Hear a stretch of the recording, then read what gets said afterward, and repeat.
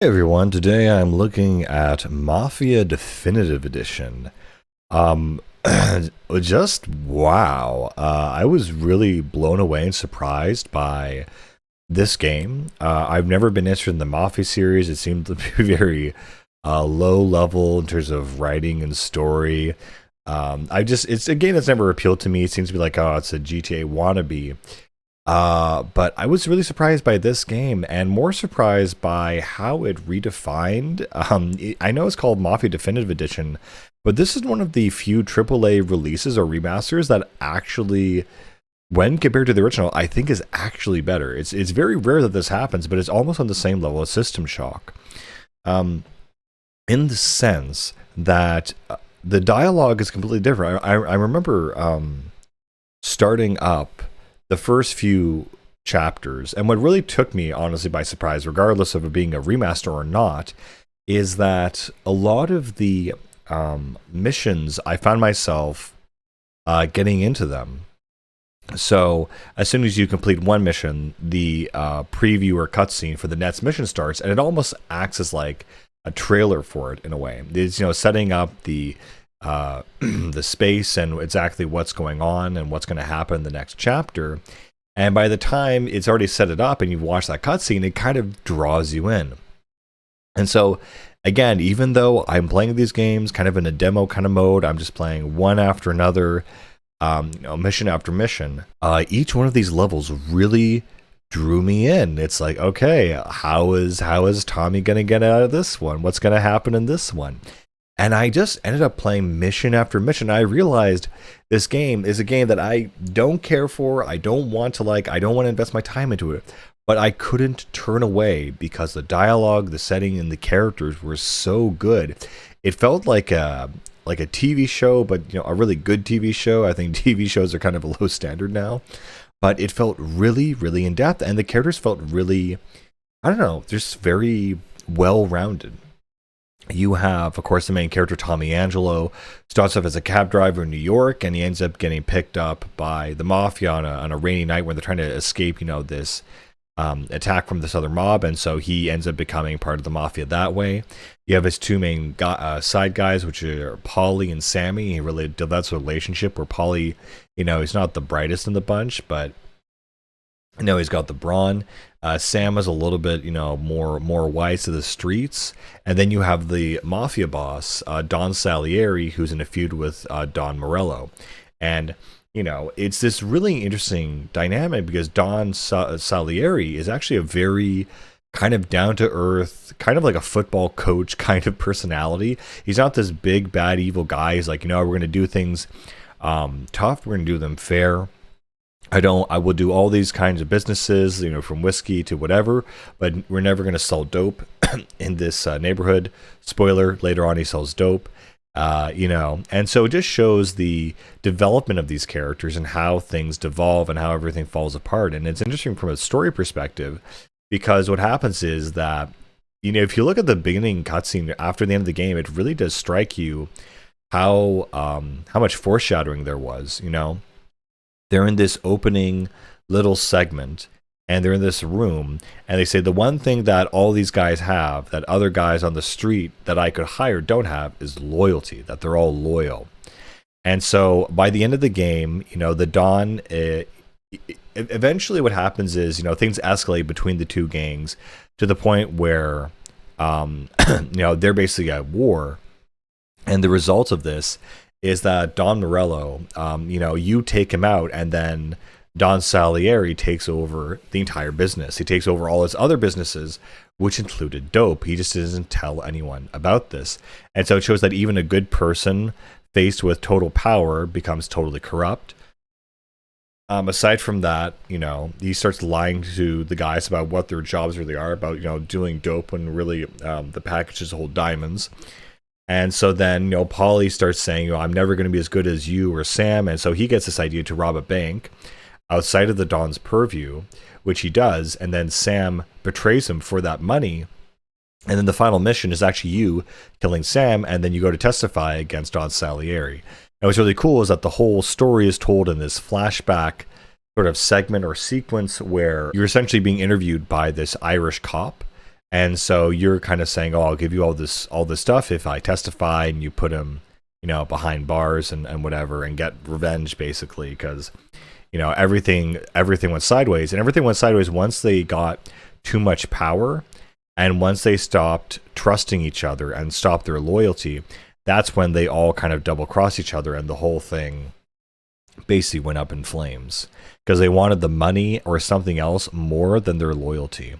And so you see this group of friends that kind of drifts apart and becomes um, all rivals basically. Even the guy in the same room, the accountant Frank, by the end of the game, they're all either dead or rivals or they hate each other. And it's a really messed up but very realistic story, I feel, and very human too. And I really ended up liking Polly and Sammy a lot, especially Polly by the end of the game. He's kind of this bumbling doofus kind of guy, but he's got a big heart kind of thing.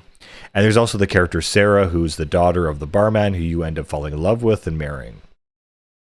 But yeah, the game itself also is not terribly long.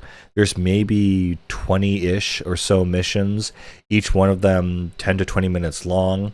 It's also very interesting that as a GTA clone, yes, there is an open world, but you're not really supposed to interact with it in a weird way. Like, it's really just a vehicle for you to drive to your next objective. But the whole Grand Theft Auto aspect of getting out of your car on the street, messing around with bystanders, shooting up a place, doesn't really exist. There's not any real pickups on the map.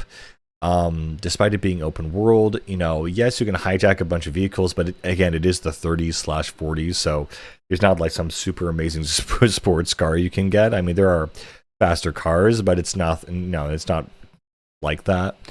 And just in general, it's just not interesting to interact with the pedestrians in the world.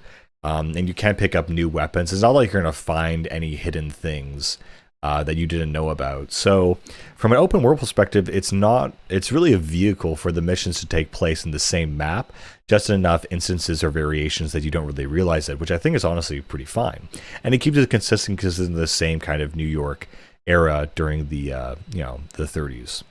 Also, graphically, the game looks great. The combat is great. There's a pretty basic melee system. You hold Y to dodge incoming attacks. You tap B at an enemy until you get a button pumped, which is B again, to knock them out, kind of do a finishing blow. And the combat is, again, super, super basic. There's only about 5 or 6 different weapons in the game. You have a revolver, a semi-auto handgun, the famous Chicago typewriter, sawed-off shotgun, normal shotgun, and a rifle. That's pretty much the maximum variety of weapons, but you don't really need more than that to basically accomplish your mission. There are no upgrades to your weapons. There's no upgrades in general. It is very much a strictly story-focused third-person shooter/brawler adventure story. And that makes it actually very appealing, at least to me, because again, it's all about the story, and it's really more so about the characters and the relationship. And there's a lot of typical mafia stories and gang stories where it's like, oh yeah, the guy falls in love with the girl, then he wants to leave the gang, but it's way more complicated about that. It's more so about the motivations of the other guys in the story and in the gang, and how they reflect on each other. And again, what really, really surprised me the most out of all of this is that I decided to go back to the original Mafia because I thought, you know what? Despite everything, this game's writing is really superb and really, really well done, and the characters feel very real and realized.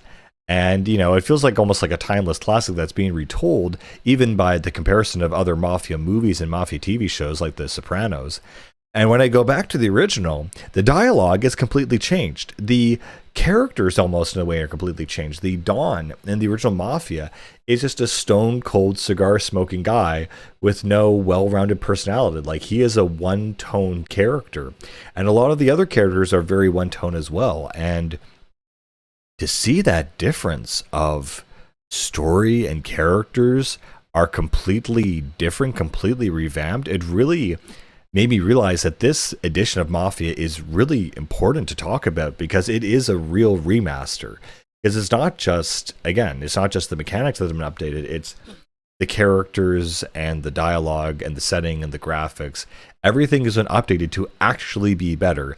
Not just, oh, different, or we messed up the lighting here, or we added this, current social trend in our game and added microtransactions or blah, blah, blah, or I know whatever kind of god awful new trending thing they have now. But they just literally took the core of the game and made it better. And it's kind of impossible or insane to think that that is a rarity, but that's really what they did here. It's kind of like you took the game that was Mafia and you gave it a second breath of air, or a better vision as to what the full vision of the game was going to be, and you kind of facilitate that game, and you facilitate this experience that, again, is not any less than the original. If anything, it's more, and it doesn't change the tone or the DNA of it without improving it. And I'm just still blown away how well it's done. And again, I'm not a person who enjoys these kinds of games. I really don't care for these kinds of settings and stories like Mafia. Like, okay, who cares? Another GTA clone. But this game made me care. And that was, again, really just astounding to me, that it made me care about a game I traditionally did not care about. So everything from the ethical dilemmas. I mean, the structure of the stories are pretty much all the same. The events that happen are more or less the same, but the way the characters react to them, to those events, and to everything else is very, very different. And I just find it super, super interesting how everything just, I don't know, it just works, And again, it's not a super long game. It's very story focused. It has, great combat, great mechanics, and a great story. And it doesn't ask for anything else. And for me, and what people need to realize is that usually I don't play these things because I realize it's like I always go to the original, but this is one of the few cases. If you look at the original, it is nothing like this. It is nothing like it at all. It might as well be Mafia 4 for all I care. And I think it deserves that recognition because it's much, much better than it deserves to be and what I thought it was and what other people might think it was. But, thankfully it's on Game Pass. I'm able to try it and find out, what? I actually really, really like this. And I tried to stop playing. I really did. I was like, but each level, each scenario, they set it up and they had such a tight, well thought out, even the symbols at the end of each chapter for like Molotov party or cocktail party, they have the Molotov cocktail, or they have some kind of symbol for, the guy's birthday party. There's always some kind of twist. And they're all just good. I don't know what else to say. But yeah. So yeah, it's a great, wonderful cinematic story. A typical Mafia movie, style thing, but fun characters, fun dialogue. And again, really surprised me. So I surprisingly would highly, highly recommend this. And as a proper remaster, I think this should be looked at as how to properly remaster a game. The characters look more realized, like their full selves, similar to like Final Fantasy does. But instead of the Final Fantasy VII, taking a fanfic story, this takes a much more serious and mature and better. Just the story feels so much richer. And yeah, I cannot exaggerate it enough and praise it enough. And this is something that you might be pleasantly surprised by if you play. Because, again, the dialogue of the characters are just really, really top-notch. Anyway, I think that's all I can really say about it. There's some driving missions, some shooting missions. There's some pretty funny scenes as well in this game. Overall, it's a very tightly made and well-produced package. It's a whole product in itself, and it's definitely worth a shot. Anyway, that's all I can really praise it for. I'll see you guys later. Bye.